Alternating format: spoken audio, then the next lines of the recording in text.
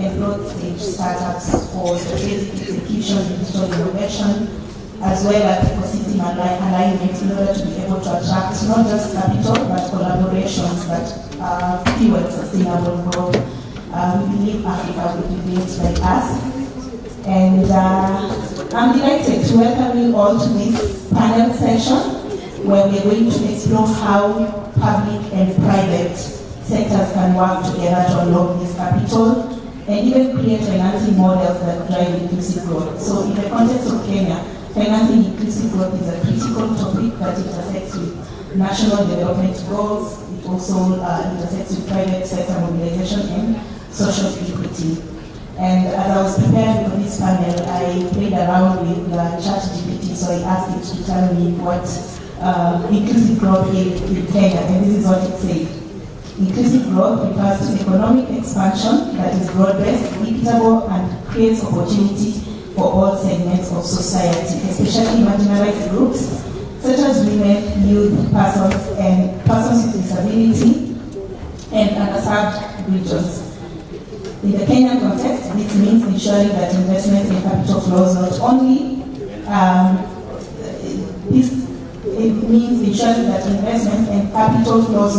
grow the economy but reduce poverty, close inequality gaps, and create dignified livelihoods. From the previous panel, when it comes to the topic on youth and women, I'm sure there was some interesting sentiments around that. But without much further ado, please allow me, join me in welcoming our distinguished panelists. And I'll start with Nora Ratemo, who's the Director General, Kenya Development Coperation. Please join me on stage, a round of applause. I'm also going to be inviting, on behalf of Dr. Hosea Kili, who's the Chief Executive Officer of CPF. I'm going to be inviting Vivian Wema. She's the Group Business Development. Hold on, we need to get that right. Vivian Wema. She's the Group Executive Business Coordinator. Please join me on stage. Let's start with the women. We come from a 7-man panel, and now we have women on stage. So, Mite Mwema, thank you so much. Next on stage, I'd like to invite Samson Waweru, who's the Chief Executive Officer for Kenya Society for the Blind.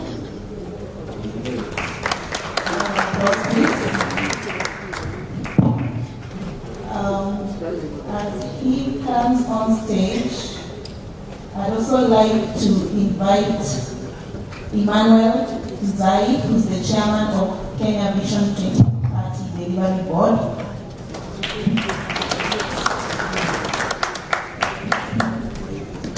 Emmanuel, karibu sana.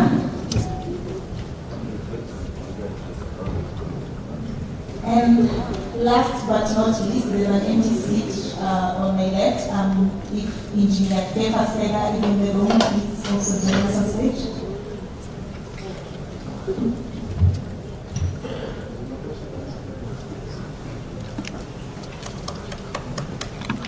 Thank you.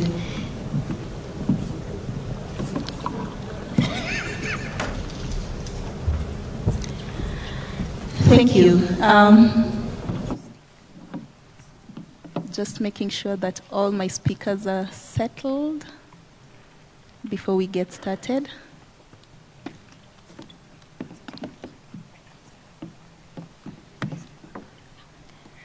All right. So just to kick us off, I'm going to invite you all to each just give a brief introduction of yourself, maybe 2 minutes, not more than 2 minutes. Just an opening reflection on your role and how your institution is contributing to inclusive growth through financing or partnerships. I'll start with my immediate left, Mr. Nzai. Thank you. Good afternoon. What a time to have a session after a very good lunch. So I hope we're going to keep everyone awake. My name is Emmanuel Nzai. I'm the chairman of the Kenya Vision 2030 board. I'm also the CEO of Jumuiya ya Counties za Pwani, the 6 regional coastal counties, where I'm charged with coordinating regional cooperation of the 6 counties. And glad to be here. Thank you so much. Next. Thank you very much, Madam. My name is Nora Ratemo. I'm the Director General, Kenya Development Coperation, your hosts for the next 3 days. Our role in terms of supporting inclusive financing. So KDC's focus is actually on de-risking investments. So we look for concessional funding to channel this funding to projects. And we do this through using various instruments. One is debt and another is equity. So as we scout for these investments, we actually take into consideration where we are doing these investments. Of course, we look at marginalized counties. We'll look at access to finance for investors within those counties. What kind of products do they actually need to be able to motivate them to pick those products from us. Number 2, we equally look at our various products, like now our debt funding. One of the things, and I know there's been a lot of focus on women and youth, and which is a good thing because at the end of the day, we are the ones who hold the fabric of society together. And as they say, behind every man, there's a woman. Women-led businesses actually succeed, and that is research-based.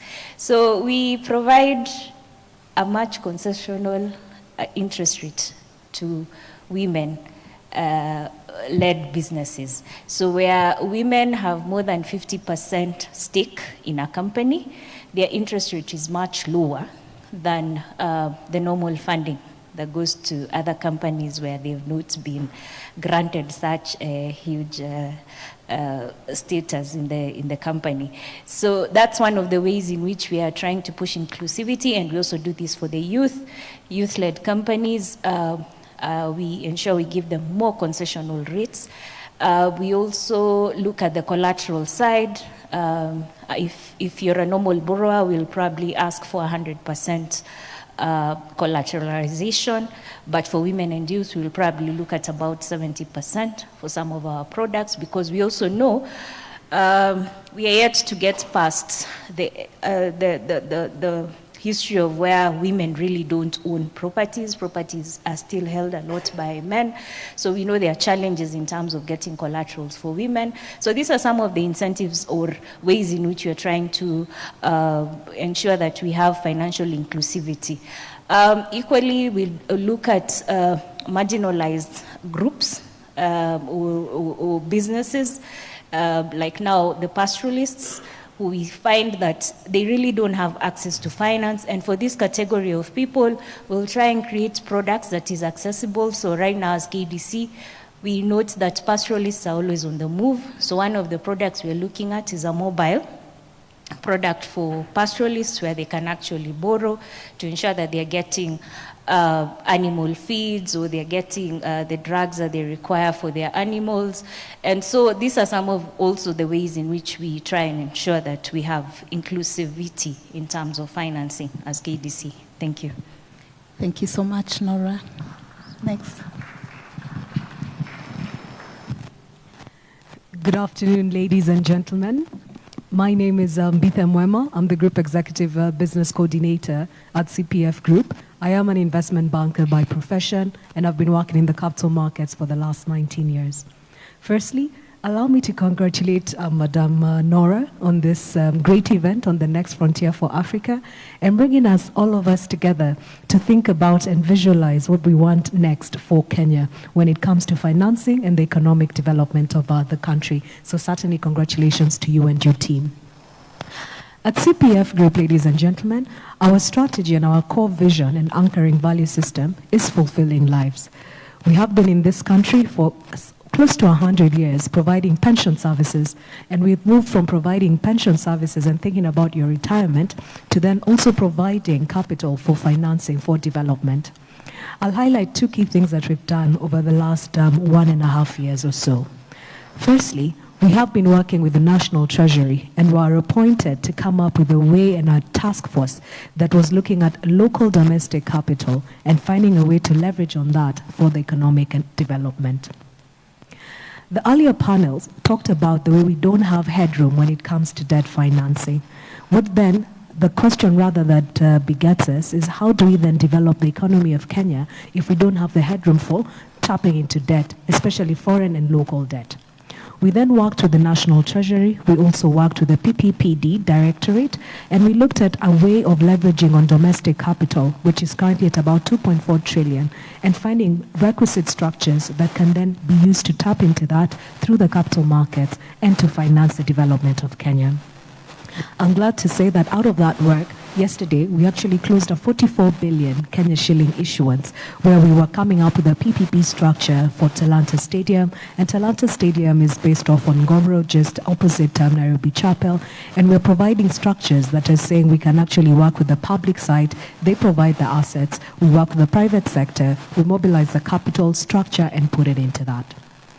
The second part of what we do is we're actually involved in providing pension services at the county level. We're in all the 47 counties and we're providing these services to them. And we've also found a unique stay in terms of providing PPP financing opportunities. We're working in Homa Bay and we've gone to that county. The members of the county of Homa Bay are part of our beneficiaries. And we've gone to them and told them, can we actually come up with affordable housing projects? Can we build your new head office? And can we actually have a PPP partnership? We're doing that in Eldoret. We're also looking at Uasin Gishu County. We're doing that in Homa Bay. And we've been able to provide the proof of concept when it comes to leveraging on pension assets, which are long-term in nature, to provide PPP financing opportunities. I look forward to contributing more as we have this conversation. Thank you, and back to you. Thank you so much. 44 billion, you said, issuance. Yes. Wow. Congratulations on that. Last but not least, Mr. Waweru, please. Thank you. Good afternoon. So I work with the Kenya Society for the Blind. It is a statutory body that is charged with the mandate of assisting government in prevention of avoidable blindness and also in promoting the education, training, and employment of the blind. As a society, our core mandate is to ensure that the Kenyan population does not encounter challenges with their health and well-being for them to be unable to productively contribute to the economy. This is key because, according to the statistics from the Ministry of Health, 1 out of every 4 Kenyans is on the risk of waking up blind. But the good thing is, out of all these cases, 95% are easily treatable through screening, early identification. They can be treated, and we can ensure that we have a productive workforce. So we are contributing to this sector of health because we want to elevate it to a socio-economic conversation. Secondly, it is more important to also ensure that through public-private partnerships, we really bring an inclusive society that can be demonstrated by how we treat persons with disabilities. We have learned over time that sympathy has not worked in addressing disability matters, and rather it is time to reflect on how we can use empathy as a driver to ensure that also persons who have disabilities can thrive economically in the community through rehabilitation and through adapting models and approaches like community-based inclusive development. We have been doing this through digital training for those who are blind and visually impaired, and also persons with disabilities, and also empowering them through creative arts. And to do this, we are coming up with a universal health coverage model that will address the entire spectrum of eye healthcare within the ecosystem. Within this facility, you'll be able to get comprehensive screening, treatment, surgery, low vision assessment, functional rehabilitation so that the whole person can be restored to be able to effectively contribute to the economy. Thank you. Thank you so much. And maybe just as we now dive deeper into this discussion, just a follow-up question for you, Waweru. Are there any examples where you've seen inclusive designs of financing that has meaningfully shifted outcomes for the vulnerable populations? I know you've talked about challenges when it comes to access to healthcare, and we are also aware that sometimes, access to assistive devices is often limited by cost. So are there any inclusive design of financing models that you've seen that has significantly shifted outcomes for the vulnerable populations? Thank you, Jackie. Before we even get to the inclusive financing models, we should ask, is the society itself inclusive? And the reason why we have to ask ourselves this is that what is preventing persons with disabilities from being included in the financial model are the myths and misconceptions that we have, and this brings about stigma and discrimination where persons with disabilities cannot even be considered when it comes to issues of inclusive financing. Fact is, about 15% of our population have a form of disability or the other. And as this workshop looks into Africa's next frontier, we need to ask ourselves the question, are these persons with disabilities a market? The answer is yes, because we consume what is produced. And inclusive growth is, let's all contribute and let's all earn. So fundamentally, what we really want to see happening is a situation whereby we move from a charity approach of addressing disability and really anchor it around a rights-based approach. So if we have a population, and regrettably, all of us, we say, are candidates of disabilities because you don't know if you can get it today or not. But I'm not praying for anyone to get this, to have a disability, and that's why we do a lot to prevent it. But it just means if we have an inclusive financial ecosystem that does not leave anyone behind, not in words, but practically, no one is left behind, and they are given that opportunity, it then means even yourself, should you have any of this challenge, you will not have to leave your work. You will not have to stop being productive because you've simply acquired disabilities. So there are inclusive financial models that can really work. And one of the key drivers to this is the digital access and making our platforms, our digital platforms, accessible. Because with technology, persons with disabilities are believed to be able to really contribute to the socio-economic development of the country. Think about manufacturing. There are persons with disabilities in this country who can do leather work even better than any other person. I was talking to a gentleman over lunchtime and giving this kind of story. But what they are lacking is that capital. I'm happy the Director General of KDC, who has organized this wonderful function, has explained to us what concessions they give to women and youth, and we want also to get in there as persons with disabilities so that we can come up with an innovative model of supporting disability startups and ensuring that this market of persons with disabilities can also help investors when it comes to them designing and coming up with adaptive devices for their use or even accessible housing. And these are really things that we think could really lead this country to show that how we treat the most vulnerable in the society is what will be judged with in the future. Thank you. Thank you so much. Very well said there that inclusion is not charity, it's a market opportunity. And I've seen the DG nodding, so I hope they'll come up with better products for people like you. I would like to come back to Mr. Nzai, and we all know that Vision 2030 lays out very ambitious development goals for Kenya.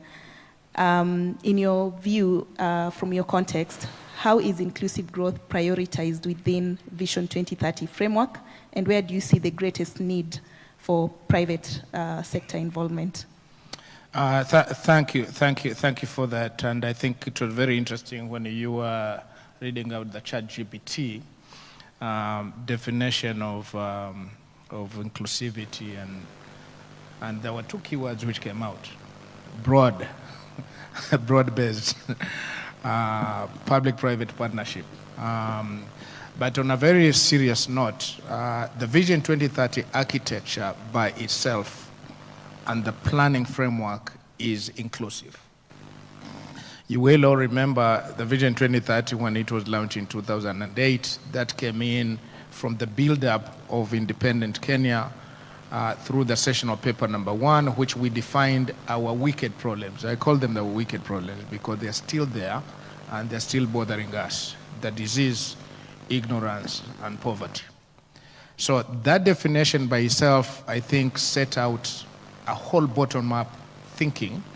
But in the midst of that, as a new country, of course, there was the issues of simply resources, how we get to finance much of the healthcare system, which is in the disease, the education system. And in terms of poverty, that equaled the economic pillar, which is the value chains which needed to be done in terms of manufacturing and all that. But fast forward to where we are right now, from the launch of 2008, we did two critical things, I think, as a country, which is very, very important: all-inclusive mechanisms. 2008, we launched the Kenya Vision 2030, moving from short-term planning to long-term planning. Why? Because it takes longer to plan and bring in inclusive economic growth. Secondly, then we launched the new constitution. And the new constitution brought about a whole devolved system, which again was bottom up. So politically, we said, this top-down does not work. We need to bring it, and very, very clear mandates which are there. So today we are in our MTP4. The MTP4, as it stands today, something significant also happened.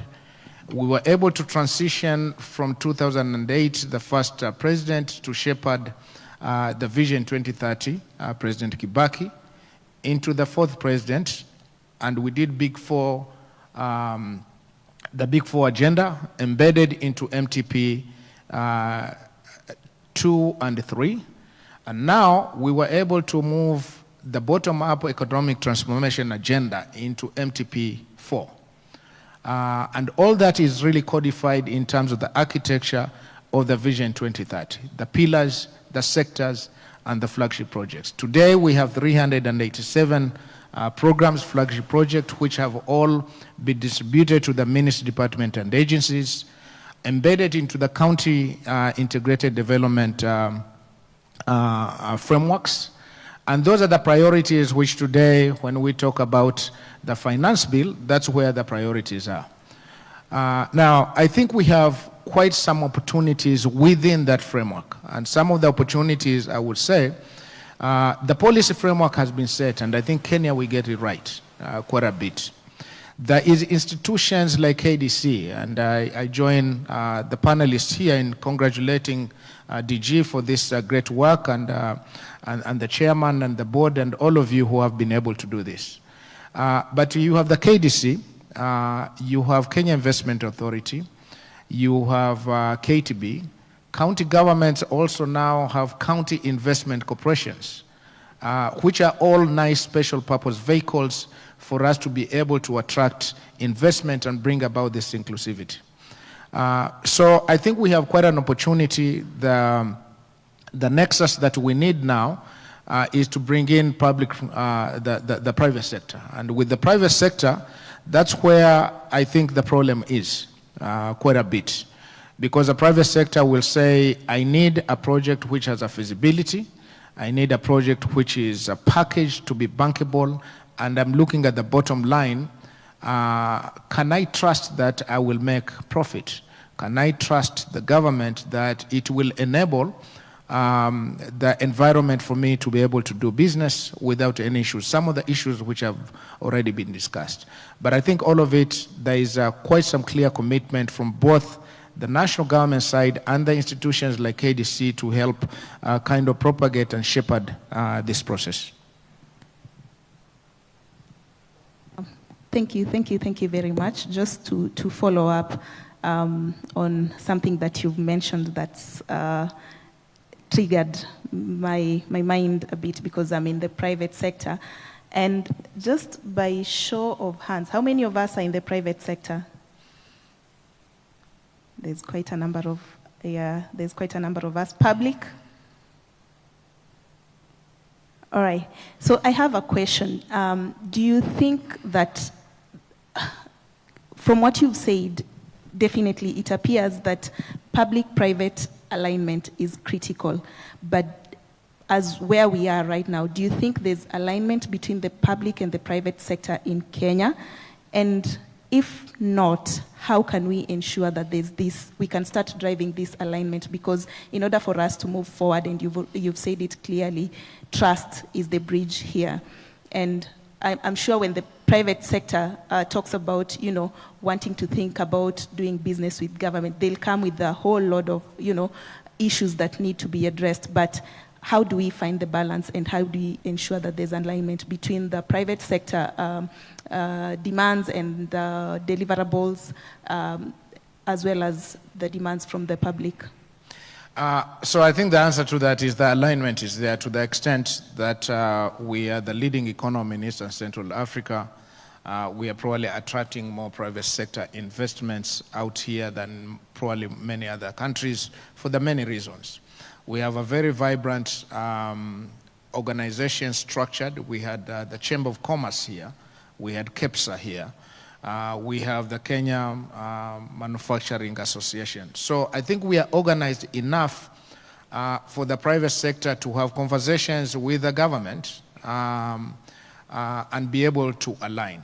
Now, there is still a gap which is there, which then it calls on all of us to improve, to strengthen. And I think that's why a government agency like KDC calls on this forum, because it is part of bridging that gap which is there.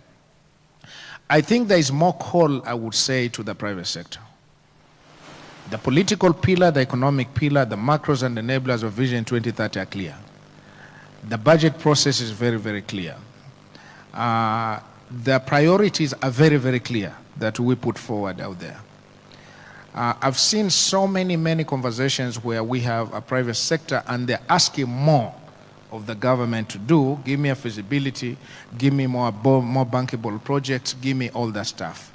While the like of the KDCs and these institutions which are here, the Kenya Investment Authority, are supposed to actually do that, and they do whatever they can. But I think we need more innovativeness, and there is more call to the private sector.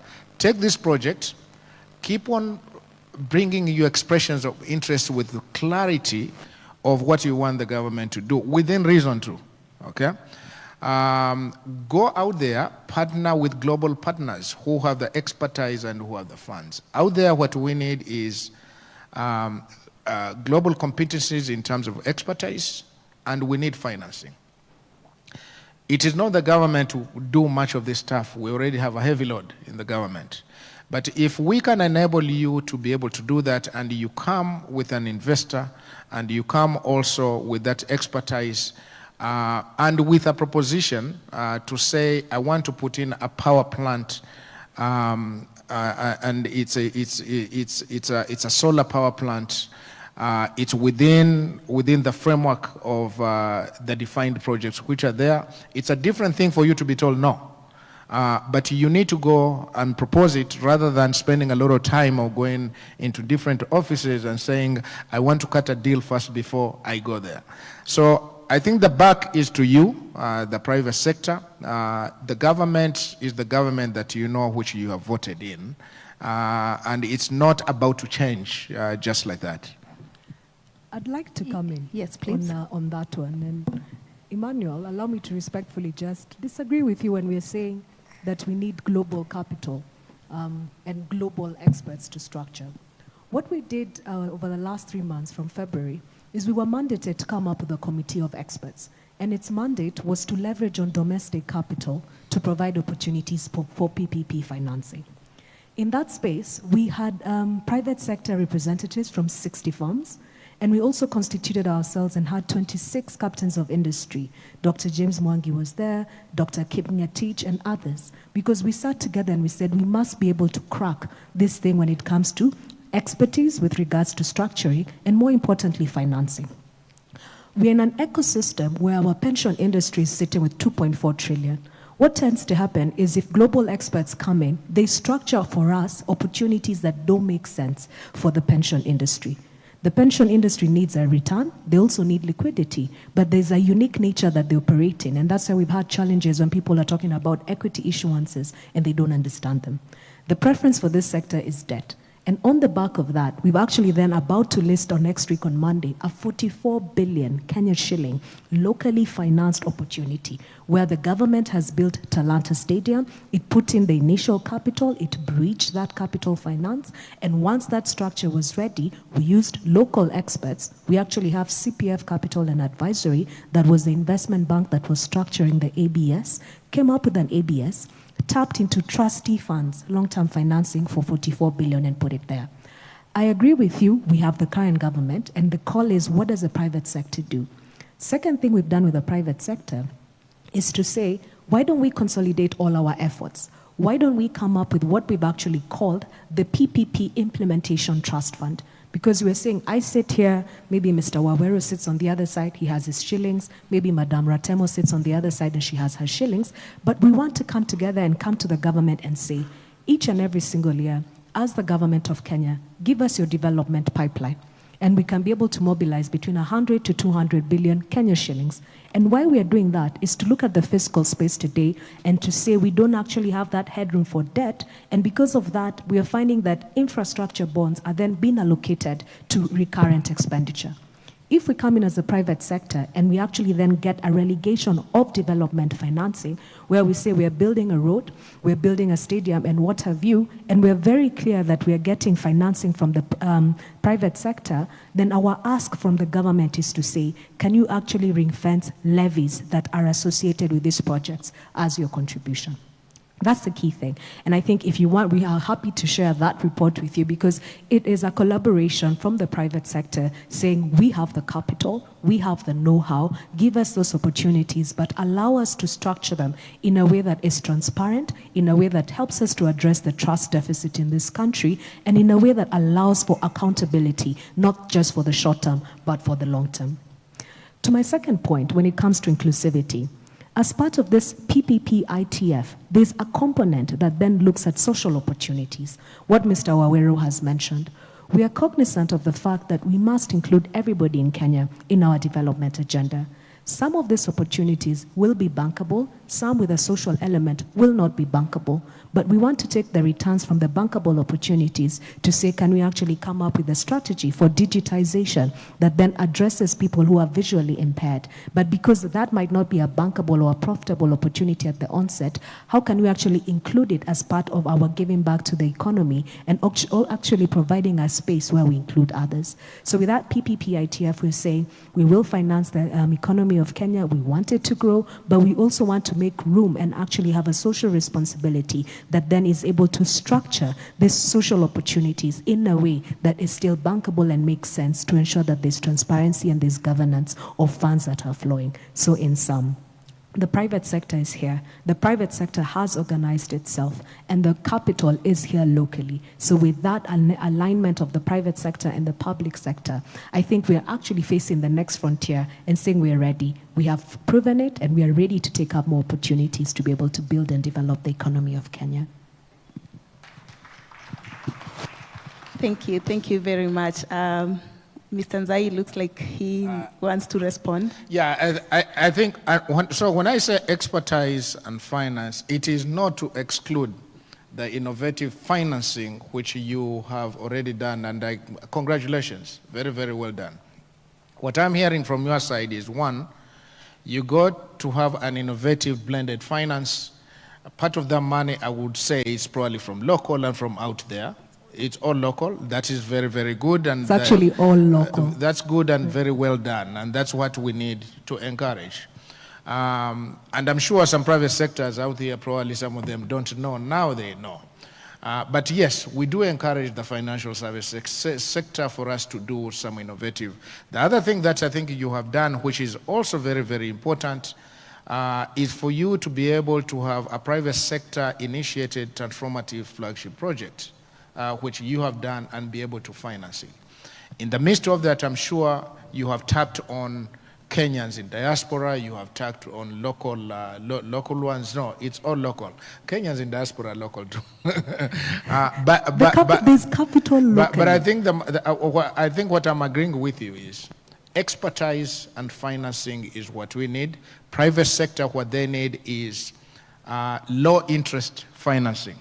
So they will get it from you, and they'll get it from different places, but the private sector, every investor out there is looking for the low cost financing. So if you can provide that and competitive, very good. I'm happy to adopt you as a Vision 2030 project. Thank you so much. So what I'm hearing here is one, alignment. We cannot run away from that. And private sector needs to step up. And we are here saying we are on the table, we are committed, and we are ready to, partner. What I can say is there's always an advantage of having local capital, and we cannot underestimate the need for foreign capital. But before we look at that foreign capital, we need this domestic capital, because one, what it's going to do is it's going to help de-risk and inspire confidence to the foreign investors who are coming in. The other thing is local capital comes with context, the understanding of the local business environment, the expertise, people who are better placed to guide this capital to make sure it's catalytic. And most importantly, when you look at foreign capital, we also need to acknowledge the fact that it comes at a cost, and sometimes this cost is very highly priced for Africa, especially, that is automatically been relegated as a very high risk market. And so what I'm hearing is there's need for both, innovative financing mechanisms, and blended finance is coming up as one of those solutions, which takes me back to Nora. We know that KDC is expected to be an innovation hub when it comes to development finance for Kenya. And just to hear a little bit more from your perspective, how is KDC approaching partnerships with the private sector in order to crowd in more capital towards national priorities?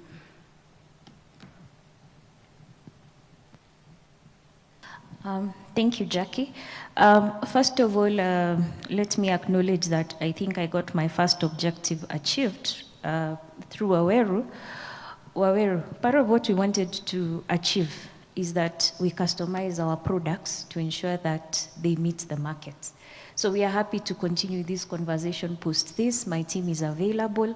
Let us know what we can do in terms of what kind of products and what challenges the current market, the kind of products they are offering persons with disability. What can we do to enhance, to ensure that you're also contributing to the economic agenda of this country? Now back to your question, Jackie. What is KDC doing in terms of partners and innovation in terms of raising capital? Now, KDC being fully government owned, we are owned by the National Treasury. That, first of all, gives a lot of partners the confidence that they are able to put in money into the organization. And given that we're also driving the government agenda, and we have a very clear objective of what we want to achieve. So first of all, even out of this conference, is that we actually need to first identify the gap that exists before we approach the partners. Reasons why we're having this conversation today. Would like private sector to bring out what gaps are there that private capital is not able to fulfill. So that way, we're able to put a convincing story to a lot of our partners. Now, one of the innovative funds that we have since developed is that Kenya is pushing the industrialization agenda, And sad to say, from the PS in the morning, industrialization is that we are not even in the first, second, or third, while other countries are at the fourth. It comes with its advantages, but equally there is a disadvantage, which is the environment. So one of the creative products KDC has come up with is we are developing a green fund. We are actually setting up a green fund. And we've decided that this green fund, since we want to crowd in private capital, KDC is going in with a junior tranche, basically to de-risk that fund, and to get my neighbor here to bring us her pension funds and this extra capital that she has into this fund, so that then we're able to finance the green agenda. So ideally, we are taking the lead in terms of opening up some of these sectors, like the green finance. And so that is one of the kind of innovative products that we have. Besides that, in terms of climate shock also, I mentioned earlier in my presentation that out of the livestock losses we had based on the drought, and I know our country, by the way, every 4 years we have a drought, so I don't know whether next year will be a drought. The last one was in 2022. So with these droughts comes a lot of losses, and what anchors this economy is agriculture. And we know how that greatly hampers us once we have that year of drought. So one of the other products that we have developed together with the World Bank is the de-risking product, is the de-risking fund for the livestock value chain.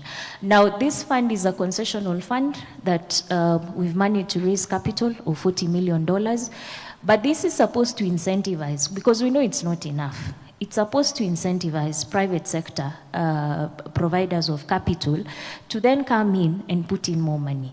So now we've gone ahead to give this money at a concessional rate. We are seeing a lot of feedlots coming up in the country. We are seeing more the beef sector and sort of the beef trade is now being streamlined. In terms of even exports, there are a lot of challenges in that. We've seen the State Department of Livestock developing a lot of even a marketing strategy around that. That can then show you that out of the kind of investments that we're doing as KDC, then we're able to, out of the kind of innovative fund we've created, we're able to attract private sector capital. And this we are targeting to actually raise about 160 million out of the $40 million that we're investing. The other fund that we've actually gone ahead to set up, which may have come in late in time, but was also quite essential, is what we are calling SAFER, which is supporting access to finance for enterprise recovery. Now, this was a post-COVID fund. A lot of businesses suffered during COVID. And after COVID, of course, your risk became very high, especially in some sectors. We saw sectors like tourism, those were the greatly hit sectors. So some of these sectors actually accessing finance became a challenge. So this fund was actually set up by KDC, again, in support to the government of Kenya and the World Bank, to sort of provide this concessional, to provide liquidity to banks. And this liquidity, which we are providing, is at a concessional rate, so that banks, much as they may view some of our MSMEs as risky, they are still able to push these funds at an affordable rate and give access to our MSMEs and bounce back our SMEs back into business.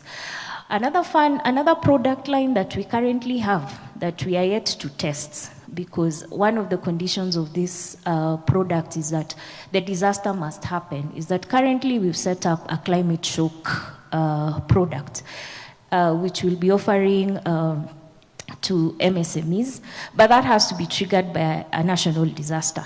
So that product will be an unsecured product that will be given to businesses that will have suffered any climatic shocks, be it will have a drought, be it will have floods. But that is another innovative fund that we have set up, but we're yet to test it, because for it to start moving, it needs to be triggered by a national disaster.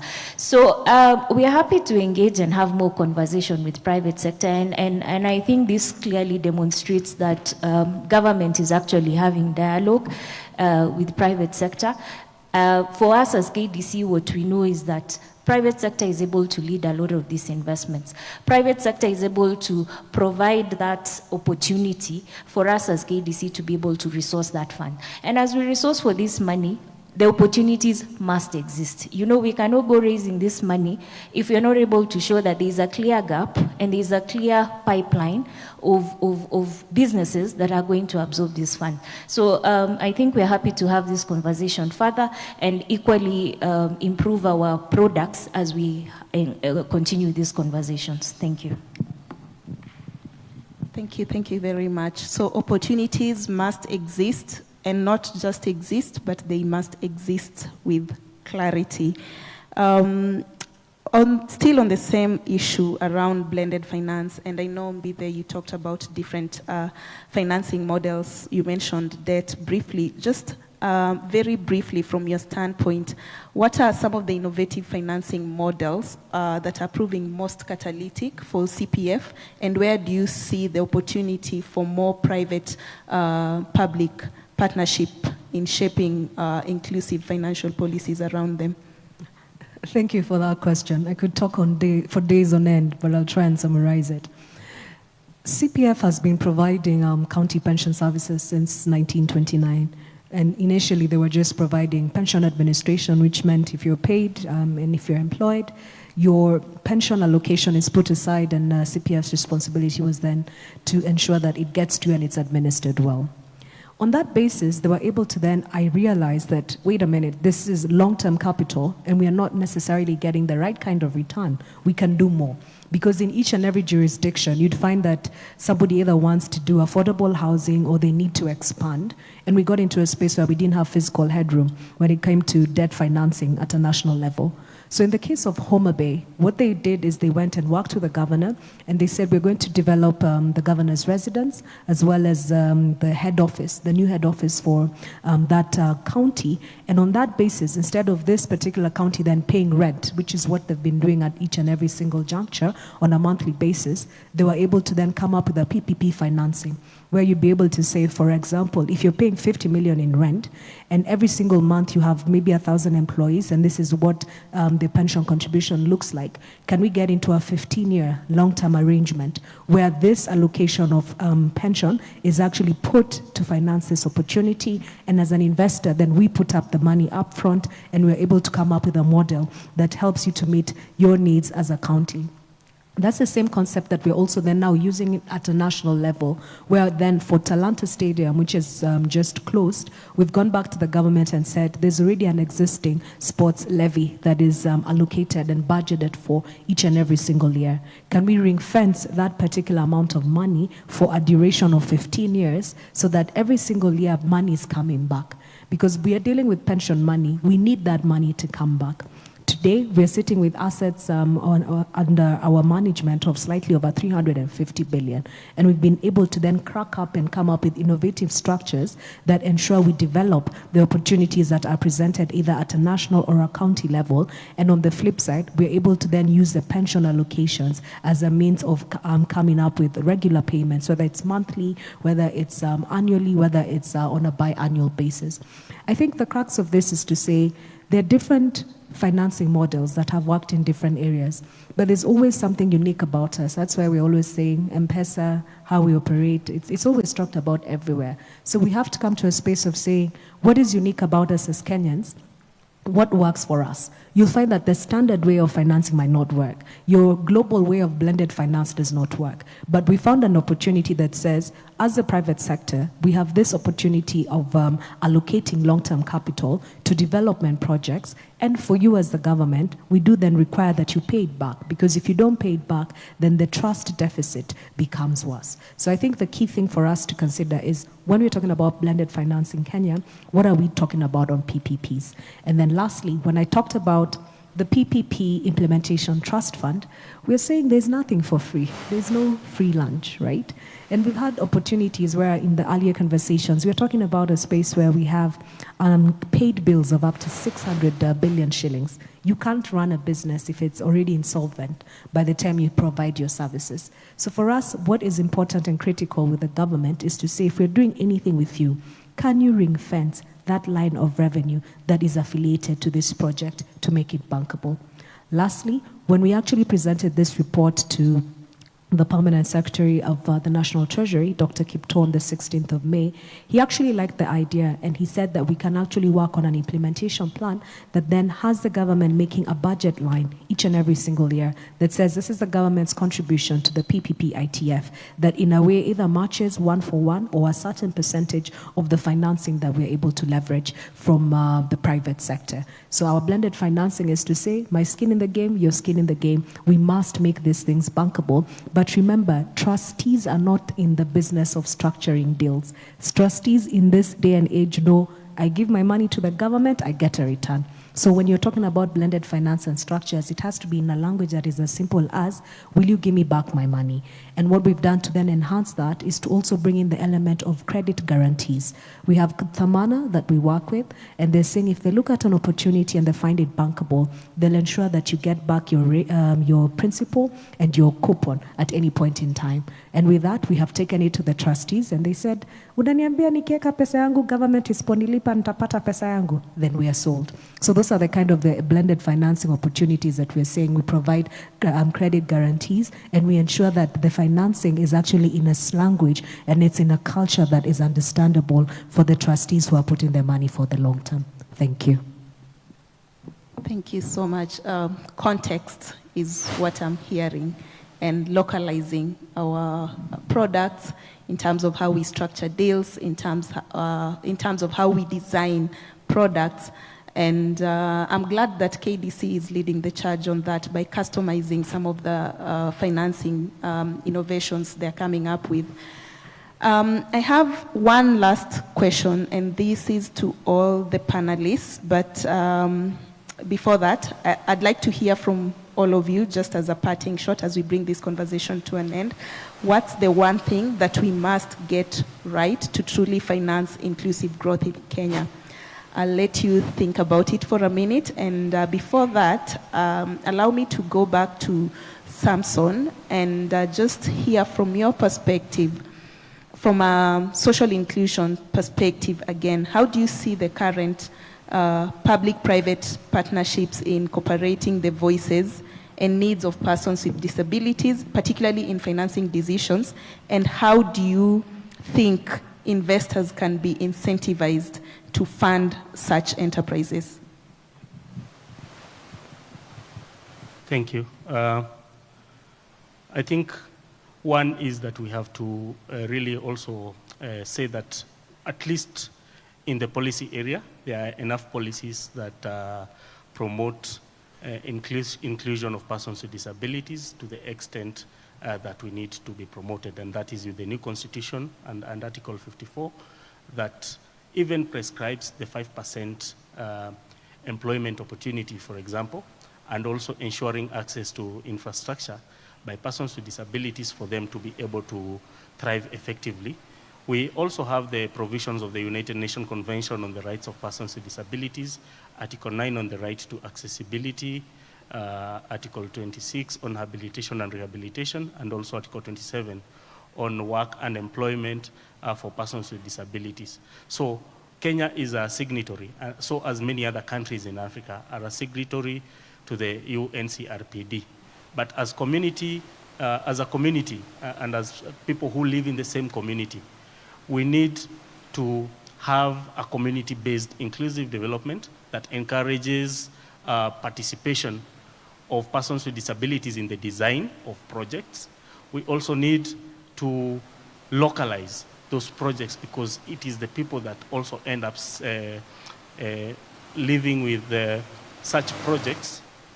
And we also need to ensure that we can engage more in the prevention of disabilities or early interventions so that we ensure persons who could potentially become disability due to disasters, conflict, and also non-communicable diseases or lack of screening, therefore, are able to be supported early so that they can continue to give that value chain. For investors, we, just as I said, you have a market that is ready. 15% of the current population possibly is 8 million Kenyans. I can tell you right now in the visual impairment sector, all the devices that we use from Whitekens, which is a simple aluminum device with some elastic string, we buy from India or from the America. These are things we can produce here if we have more structured designs with investors and government supports. We can produce also the resources and material used by our learners in schools instead of importing them. Now, when it comes to the workforce and employment, we have at least 1% of persons with disabilities employed. And for those who have employed persons with disabilities, you can confirm that there is always a return for work that that person does. But also the government has a tax incentive for the organizations that give employment to at least 5% of persons with disabilities. You are like given a tax incentive of 5% of the turnover. And so this is an opportunity. The private sector have not really learned, but we are here to help you adapt models of including persons with disabilities in the workforce, and you get more value for your brands. And also, when you are innovating and you have these persons with disabilities within you, you also end up influencing a value chain that has more inclusive products that are acceptable to all. Thank you. Thank you very much. So more value, untapped talent, and ultimately what we are doing by financing inclusivity is we are boosting long-term returns. In no particular order, I'd like to now invite the speakers to give their closing remarks, and this is going back to the question that I'd asked, what's the one thing that we must get right in order to truly finance inclusive growth in Kenya?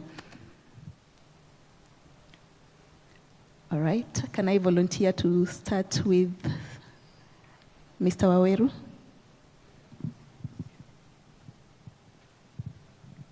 So I think my parting shot is that for us to achieve real inclusion, we need to look at it as an investment opportunity. And supporting or promoting inclusive growth is just a smart business move. Thank you. Thank you very much. Ms. Mbithe, your parting shot? I don't know if I'm audible now. Thank you so much for having me. Mr. Waweru has really challenged me. I think earlier this week I kept thinking, what if you knew you were going to be blind on a certain day? What would you do? And what sat in my heart was, I would want to read, I'd want to do so much more than I'm currently doing.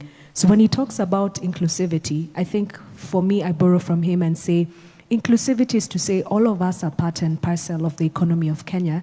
In whatever spaces that we are at, we have a responsibility to do the most. Because whether it's losing our eyesight or even probably losing our lives at some point, it will come to an end. But because we're in a point of privilege, we do have a responsibility to actually exert ourselves and see how much further can we push from the work that has been done by others. That said, our GMD, Dr. Hosea Kile, is actually the chairman of the Society of the Blind. So he's certainly very passionate about inclusivity. And we're working with old people, working with policy. And I think our overarching then contribution to this conversation is to say that there's a space for PPPs and there's a space for leveraging on long-term capital or finance from the pension industry to be able to push the development agenda for Kenya. But that said, only a minority of Kenyans are actually pensionable and actually have access to that. We are working with the government, specifically the Kenya Revenue Authority, to then have a product that we bring to the market that says, for every Kenyan that spends, can a percentage of their spending be put aside for their future self? If we're able to succeed on that, and we call it pay as you spend or save as you spend, then that component of savings that can bring in more Kenyans into the bracket of pension investments can then be allocated to development expenditure in a way that there is transparency, there's accountability, and there's opportunity for bankable investments. So I think it's all round. And lastly, let's have the conversation about the PPP Implementation Trust Fund to be able to pull and to be able to come together to be able to push the agenda of inclusivity when it comes to the development agenda for this country. Thank you. Thank you, Nora. Thank you. I don't know that. Okay. I think I must admit it's been quite inspirational sitting with my colleagues here, but especially listening to Waweru. Something that has crossed my mind right now is, as KDC is trying to push for access to finance, which is our way of ensuring there's inclusivity, do you have a differentiated rate of accessing finance, like on the digital platforms?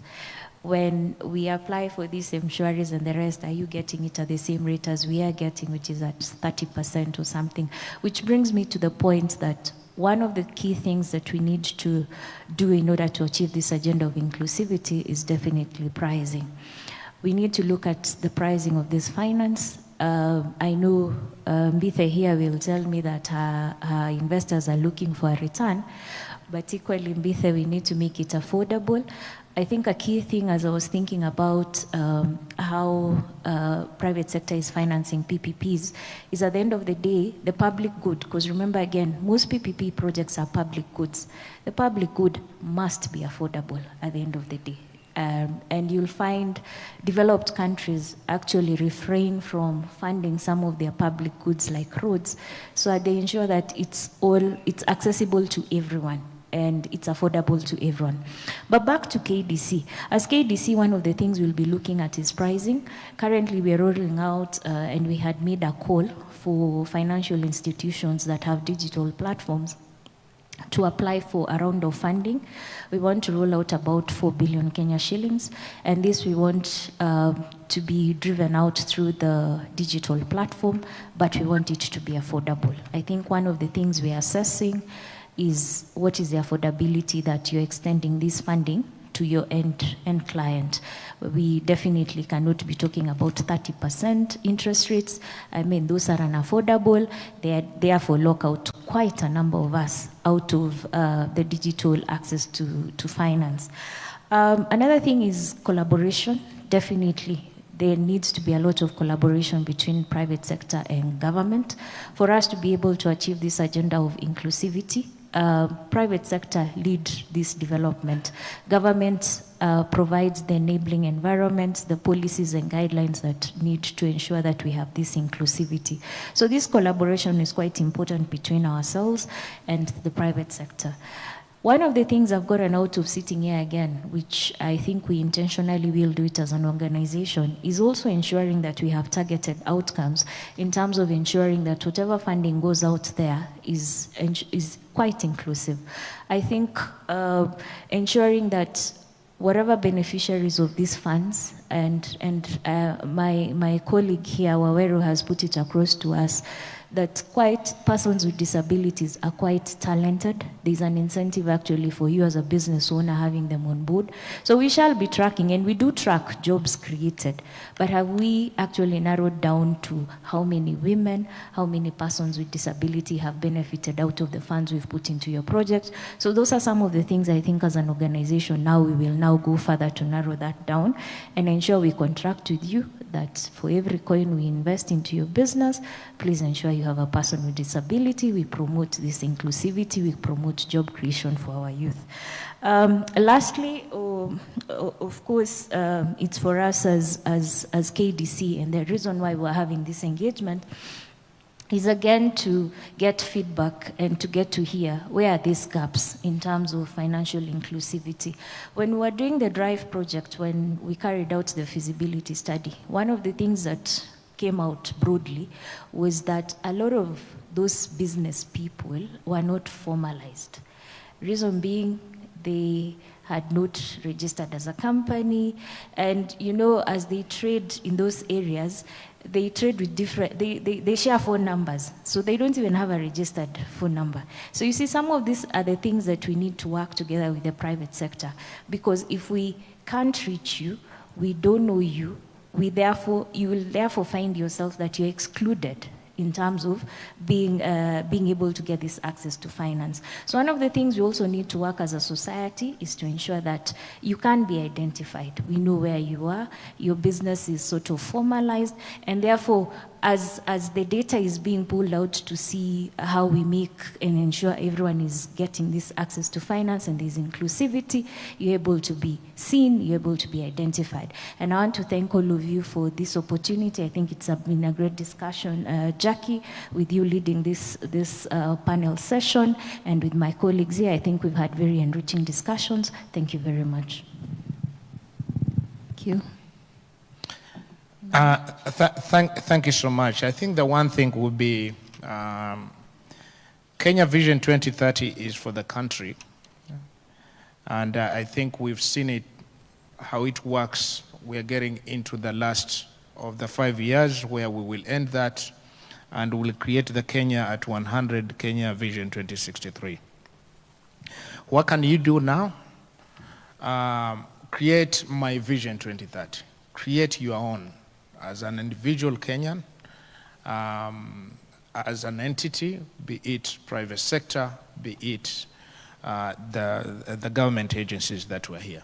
And the Vision 2030 provides a whole few guidelines of how you get to do that in the midst of all the problems that we all know. One, it's business as usual.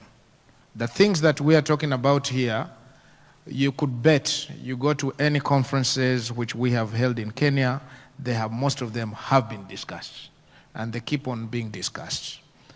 The difference is business as usual, as I think we've had it here from the CPF fund, some of the innovative ideas, what KDC is doing, and what most of you are doing. So the call is for business as usual. The call is for transformative leadership, again, as an individual, as an entity. Who are you transforming? How many people, where, and why? What community? And the collective of that, then the transformational effect gets to happen. Of course, the other one was PPP. Vision 2030 needed to be implemented by PPP. Government alone is simply to enable. And like I said earlier, today we have 387 projects. A good 3/4 of those are in ready mode for PPP frameworks. The Vision 2030, we are here. We are open for us to get proposals from you, to give you guidance, but also there is all these agencies who are here to be able to do that. I think lastly, in that, and very, very interesting, like I talked about in terms of the expertise, it is a war on talent. In these institutions that we have, and I'm very, very proud of the many government agencies, including KDC, the kind of people they've been able to attract who can help guide the implementation of these. These are sophisticated projects, some of them. No matter how you look at it, for you to deliver on a Nairobi railway system, you need a lot of expertise, you need a lot of thinking for you to deliver it to the T in terms of the requirements. And that is the case for transformative. But I think for all of you who are here, I think we are at a good place in this country at this point, especially with the devolved system of government. The opportunities are there. It is for us to bring in the partnership, to bring in, especially DG talked about collaboration, catalytic collaboration, I think that's how I call it. And the catalytic collaboration moves in a triple helix format. Private sector, academic, and government. And in our case, we have the advantage of the national government and the county governments. Through that, I think we should be able to move forward. I thank you.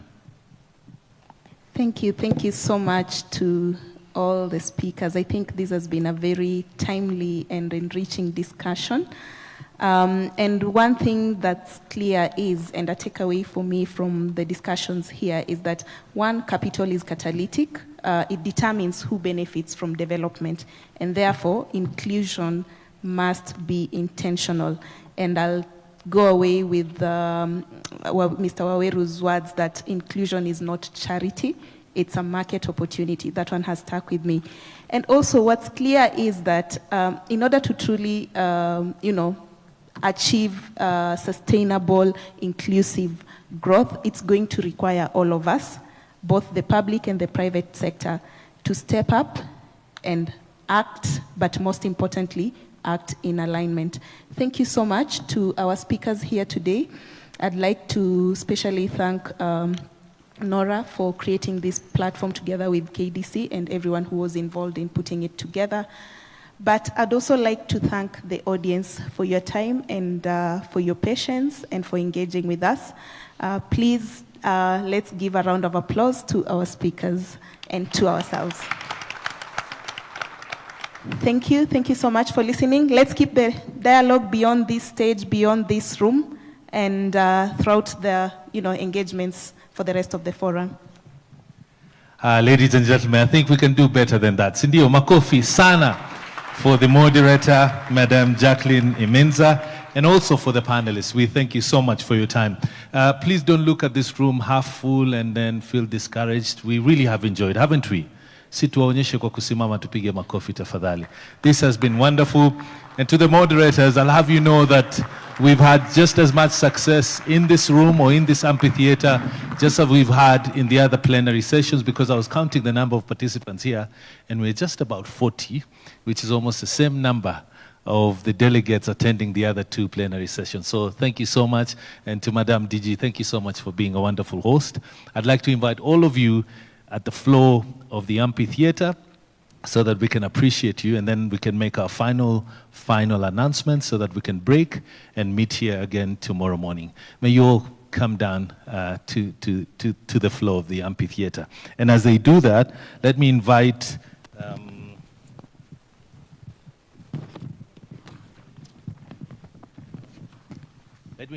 Director Kennedy Wandere, Mr. Kennedy Wandera, who's the Director Corporate Services, who will be leading this session in giving away the tokens for appreciation for our moderator together with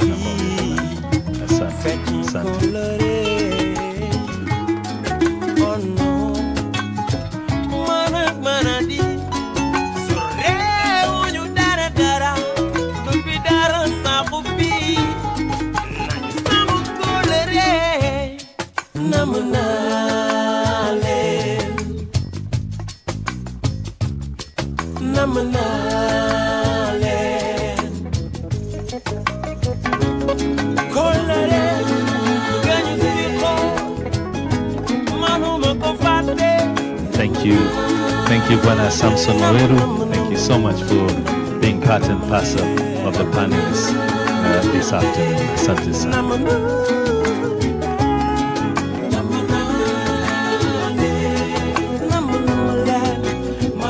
There you go.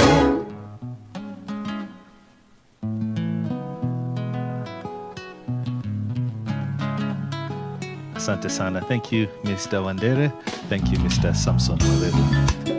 Next is Madam Mwema Mbithi.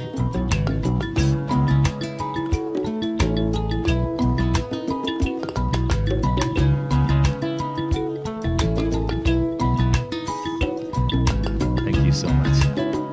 And now, Madam Mbithi Mwema, the Group Executive Business Director. Asante sana. Thank you so much for being here with us. A round of applause for our wonderful panelists here.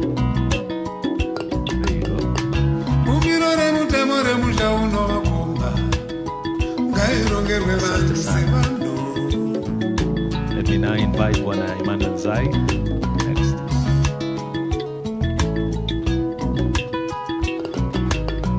Thank you so much for participating as one of the panelists this afternoon. We thank you for your insights.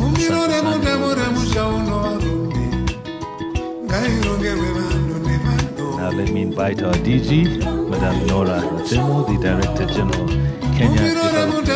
Asante sana, makofi kwake.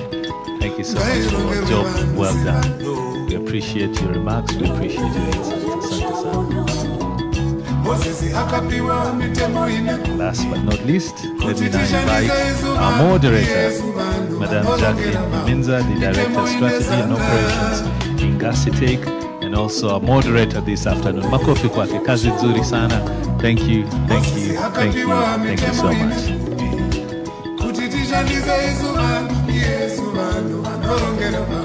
Asante sana.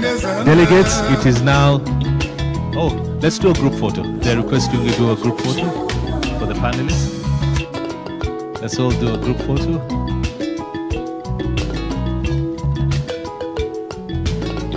And then as we do that, my dear delegates, distinguished delegates, tomorrow we have another session, so we're not going to do vote of thanks today. We'll just pray for Johnny Cecilia. Yeah? Tomorrow meet again here at 8 o'clock in the morning. We are going to have the first session, which will be a 10-minute talk. We have a guest from the World Bank. He'll be speaking to us virtually, so I'd like to encourage all of you to be here with us. All right? Thereafter, we will have